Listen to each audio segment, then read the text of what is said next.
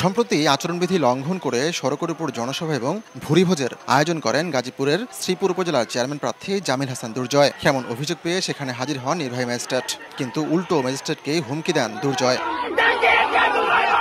শুধু তাই নয়, দ্বিতীয় ধাপের উপজেলা পরিষদ নির্বাচন হওয়ার কথা ২১ মে, অথচ দফায় দফায় নির্বাচনী আচরণবিধি লঙ্ঘন করে সভা সমাবেশ করেছেন জামিল হাসান। ২ দফা আর্থিক জরিমানা করার পরও বন্ধ করেননি সভা সমাবেশ।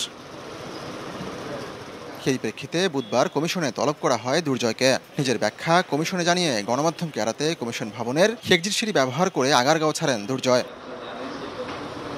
পরে কমিশনের অতিরিক্ত সচিব জানান, নির্বাচনী আচরণবিধি একাধিকবার লঙ্ঘনের অপরাধে নির্বাচন করতে পারছেন না প্রাথমিক ও গণশিক্ষা প্রতিমন্ত্রীর বড় ভাই জামিল হাসান দুর্জয়। ধারাবাহিকভাবে ৩টা অপরাধ করেছে, ওনাকে নির্বাচনী আচরণবিধি লঙ্ঘন করেছে, ম্যাজিস্ট্রেটের কাজে ভঙ্গ করেছে, মিছিল করেছে। সকল অভিযোগগুলো কমিশন আমলে নিয়ে তার বক্তব্য শোনার পরে কমিশন সন্তুষ্ট হয়ে তার প্রার্থিতা বাতিল করেছে।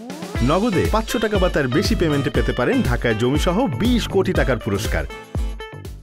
একই দিন তলব করা হয় বরিশাল ৬ আসনের সাংসদ আব্দুল হাফিজ মল্লিককে। তার বিরুদ্ধে অভিযোগ, ৮ মের উপজেলা পরিষদ নির্বাচনে তিনি প্রকাশ্যে ভোট দিয়েছেন। কমিশনের কাছে ভুল স্বীকার করেন এই আইন প্রণেতা।